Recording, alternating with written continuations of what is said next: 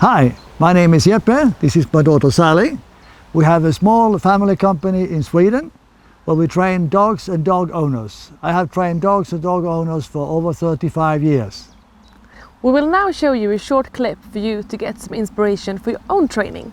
And since not all our students speak Swedish, we have chosen to do this in English. Good luck with your own training.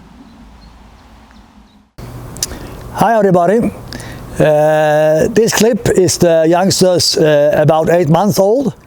We apologize that Sally's microphone don't work. We don't see it before or after we have made the play. So I will try to get you talking about it when I see the film. The thing you will see is we are not so many dogs because it has been snowing and the dogs are spread out over a quite big area. So it was quite bad to drive up to our training facility today. So there's only 3 dogs today to look at. You will also see that some of the movements still are not right body-wise. I will tell you in the film about that.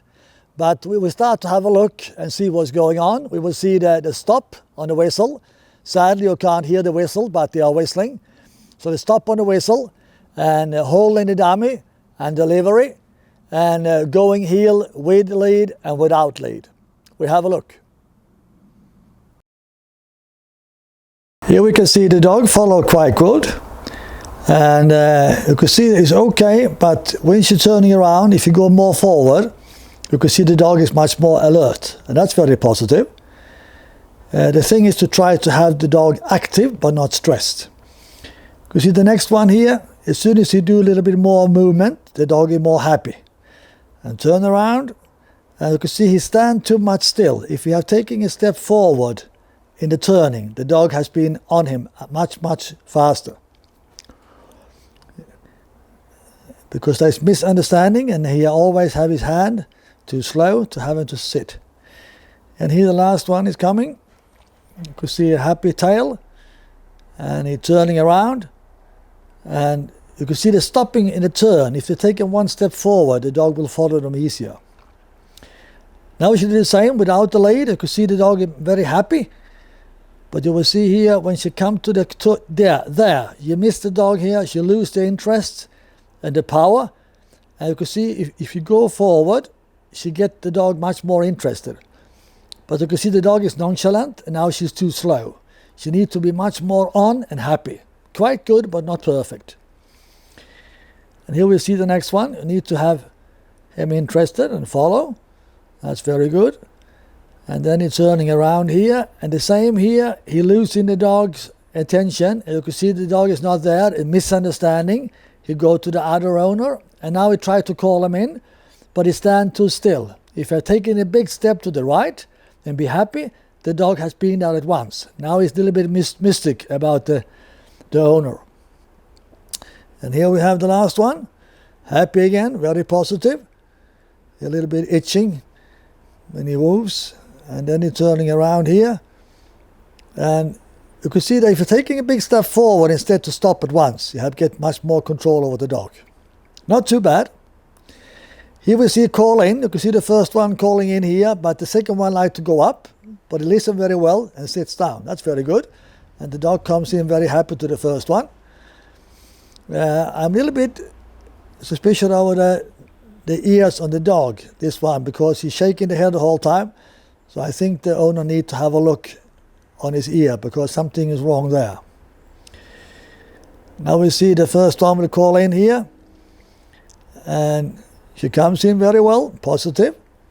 But you can see the dog stops and you will see before the dog comes in, she takes one step against the dog. That's wrong. Instead to take a step backwards, so the dog comes into her perfectly, instead to take one step against the dog. Yeah, and leave him and go away again. And now we should call the dog in the middle. And you will see he has been told before, stay there because he went up. And now I hope the owner will like to be more happy with the body language. And he called him now. You can see the head is looking in, but he's a little unsure. And when the first one corrects her dog, the second one responds at the same time. And the owner for the second one is too stiff. You can see the dog would like to come in, but it's unsure if it's right or wrong. You can see the dog number 1 stand here.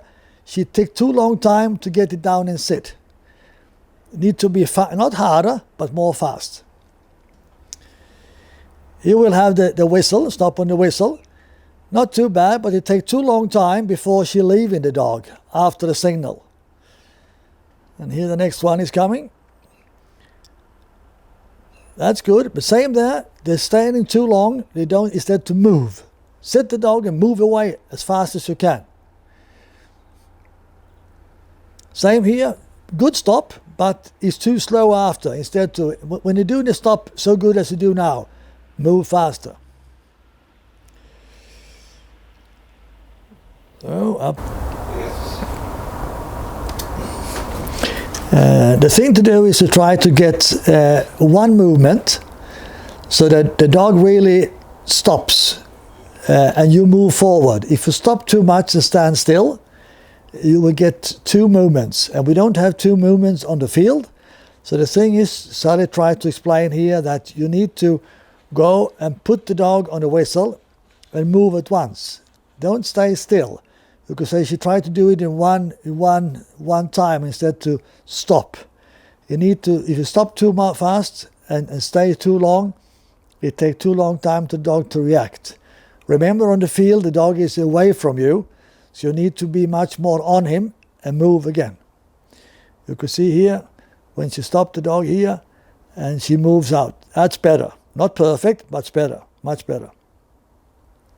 You can't do this training too much, because if you do that, you will have a dog who walk behind you. Next time we would train them in play. Play with them and stop them in the middle of the play. Because if you do this training too much, they will be unsure on your side. We don't like to have a dog who is unsure on your side. Now we should look at the holding the dummy. And you can see there is always from the start is a mistake between the dog and the owner. And you can see after the dog has taken the dummy, she forces it a little bit with the hand. That's wrong. It should be taken in and very gently as soon as you hold it in the mouth.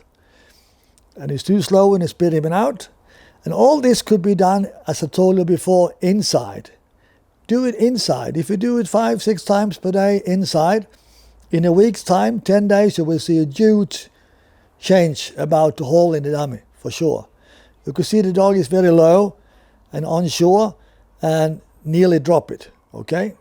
All this could be done inside. It's easier inside, less disturbance and all that. So please work with the dogs inside before you work with them outside. Good. No praise after she's taken the dummy out. That's good. Don't give them any praise when you have taken the dummy. Do it when they have the dummy in the mouth. Now we see the next one here. You can see here, we would like to put it into the mouth, and he don't really take it. There he takes it and spit it out at once, and it takes too long time to put it in.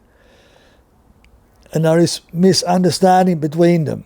You can see at once. You can see the dog is crumble in the back and not really satisfied with the situation. And that means because they are training in the wrong way to start with. Do this inside many times before you should go out with the dog, before you should give them food, anything who is positive after, so they realize something is going on who is positive. It could be done many, many times inside. Inside, inside, inside. Don't train outside before you can handle it. Now you can see the dog takes the dummy and he goes, as soon as he comes in, he be unsure and spit it out because he have a wrong signal between the owner. Now we look at the last one. He takes the dummy. Here he takes it a little bit after. You can see him forcing the dummy into the mouth. Even it works quite well for him. In my opinion, is wrong. I would like to take the dog, take it. But as soon as he opens the mouth, I'm very gently put the dummy in, and I don't force it down in the mouth, because as soon as I force it down, they have a bad feeling in the mouth and likes to spit it out. It should just be behind the big teeth to hold it. Now he's happy. He looked very good. I'll stop him and take him out here. So that was a better thing. But don't force the dummy too much, please.